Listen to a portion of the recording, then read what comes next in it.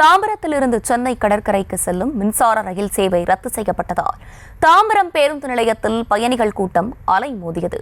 அங்குள்ள நகரும் படிக்கட்டுகள் இயங்காததால் பொதுமக்கள் கடும் சிரமத்திற்கு ஆளாகினர். இதுகுறித்து கூடுதல் விவரங்களோடு இணைகிறார் எமது செய்தியாளர் கந்தன். கந்தன், வணக்கம். விவரங்களை வழங்கலாம். வணக்கம். தாம்பரத்திலிருந்து சென்னை கடற்கரைக்கு மின்சார ரயில்கள் அனைத்தும் மாலை ஒரு 4 மணி வரை ரத்து செய்யப்பட்டுள்ளது. இதனால் தற்போது தாம்பரம் பேருந்து நிலையத்தில் மக்களின் கூட்டம் அலைமோதி வருகிறது.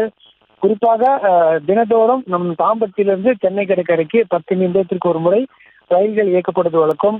ஆனால் இன்று அந்த எக்மோர் பகுதியில் ரயில்வே பராமரிக்கும் பணிகள் நடைபெற்று வருவதால் இந்த ஒரு நாள் மட்டும் காலை ஒரு 5-10 மணி அளவிலிருந்து மாலை ஒரு 4 மணி வரை சென்னையிலிருந்து தாம்பரத்திற்கும் அதே போன்று தாம்பரத்திலிருந்து சென்னைக்கு செல்லும் அனைத்து ரயில்களும் ரத்து செய்யப்பட்டுள்ளது.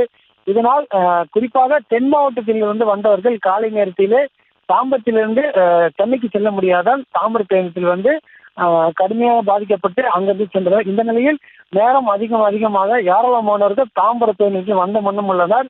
குறிப்பாக தாம்பரத்திலிருந்து அனைத்து ரயில்கள் ரத்து செய்யப்பட்டதால் சென்னை செங்கல்பட்டு மார்க்கம் வரும் அனைத்து ரயில்களும் தாம்பரத்தில் நிற்கப்பட்டு அங்கிருந்து நகர படிக்கட்டின் மூலமாக தாம்பரத்தில் வருகின்றன. ஆனால் நகரம் படிக்கட்டுகள் தற்போது இயங்காத காரணத்தால் ஏராளமானவர்கள் தங்களது உடைமைகளை ஏற்றிக்கொண்டு நடக்க முடியாத நிலைதான் ஏற்பட்டுள்ளது.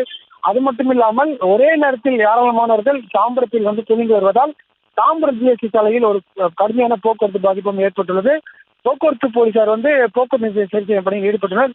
தற்போது வரை கூட்டம் அலைமோதியே காணப்பட்டு வருகிறது. விவரங்களுக்கு நன்றி கந்தன்.